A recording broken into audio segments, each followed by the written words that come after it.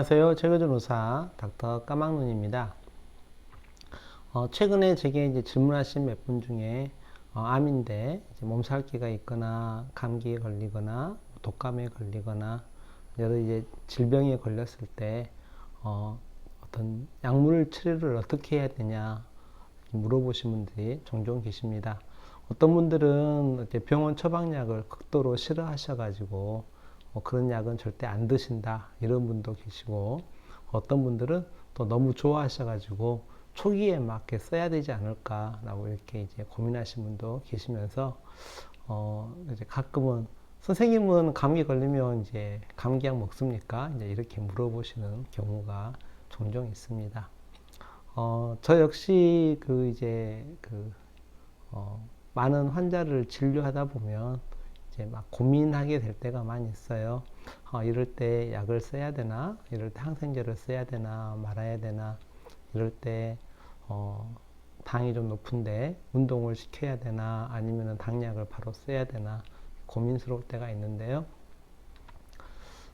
예전에 이제 한 십몇 년 전인데 제가 살고 있던 지역에서 전 병원들을 전수조사를 했어요. 통계를 냈는데 항생제 사용량을 이제 발표했습니다. 제가 항생제 사용량이 꼴등이었어요. 왜 꼴등일까라고 생각해 봤더니, 뭐 제가 항생제를 싫어하는 면도 없지 않아 있었을 거고, 뭐 폐렴이나 이렇게 오면 항생제 써야 되죠. 근데 그런 어려운 환자는 제가 잘 안 본 거예요. 그래서 항생제 사용량이 적다 그래서 무조건 뭐 항생제를 싫어한다 이렇게 생각할 수는 없고요. 의사의 어떤 성향만 좌우된 건 아니고, 그 병원에서 진료하는 환자의 그룹이라든가 이것에도 많이 좌우될 거라고 생각합니다. 근데 그때도 그러고요, 지금도 그러고, 저는 이제 항생제 사용량 같은 경우는 무척 적습니다. 그래서 뭐 제가 감기에 걸리거나 뭐 그러지도 않는데, 혹시 걸렸다고 하더라도 항생제를 쓰거나 뭐 이럴 일은 별로 없습니다. 근데 이제 암 환우분들이 이제 또 감기에 걸리거나 혹은 뭐 폐렴기가 있거나 기관지염이 있거나 편도선염이 생겨서 이제 병원에 오셨다 그러면, 저는 일반인들에게는 잘 항생제나 뭐 진통 소염제나 뭐 위장약이나 이런 약물 처방을 별로 안 하는 타입인데, 암 환우분들이 오면 오히려 훨씬 더 많이 줍니다. 항생제도 사용 빈도가 높아지고 진통 소염제도 사용 빈도가 높아지고, 제산제로 알려진 위장약도 사용 빈도가 높아집니다. 또 충분한 기간 동안 사용하려고 합니다. 이유가 있는데요. 암 환우분들이 이제 뭐 이렇게 어떤 질병에 노출되면은 면역 상태가 떨어지기 때문에 위험한 것도 없지 않아 있지만, 또 하나는 어떤 이제 항생제에는 암 자체를 이렇게 좀 이렇게 억압하는 기능이 있는 그런 항생제가 있어요. 또 어떤 진통제에는 암세포의 어떤 증식을 이렇게 억제하거나 암세포의 대사를 막는다라고 알려진 진통 소염제가 있고요. 어떤 위장약에는 그걸 쓰면은 암세포가 좀 힘을 좀 잃네? 이렇게 이제 알려져 있는 이런 위장약도 있거든요.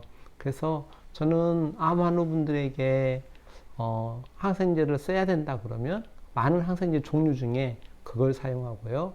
암 환우분이 몸살기가 있어서 진통소염제를 써야 된다 그러면 이왕이면 암을 억제하는 효과가 있는 것으로 알려진 진통소염제를 사용하고요. 약을 줄 때 또 암 환우분들이 또 약을 먹으면 또 위장장애라든가 속쓰림이 발생할 수 있잖아요. 그래서 위장약을 처방할 때면 이왕이면 암을 공략하는 위장약을 선택해서 사용하고 있습니다. 그래서 이제 질문하신 분들의 답변이 됐을지 모르겠는데요. 저는 오히려 암 환우분들이 어떤 약물을 사용해야 된다 그러면 보다 적극적으로 사용하고 처방하고 있는 입장이고요. 일반 암이 없는 일반 분들이 어떤 질병의 초기에 왔다 그러면 될 수 있으면 좀 약을 좀 처방하지 않고 그냥 좀 이렇게 좀 견디어 보세요. 이제 이런 식으로 얘기를 하고 있습니다. 더 짧게 요약하자 그러면, 암 환우분들에게는 질병의 초기에 증상도 없애고 암의 대사도 억제할 수 있는 약물을 선택해서 더 적극적으로 사용하고 있습니다. 이상 최거준 의사 닥터 까막눈입니다. 감사합니다.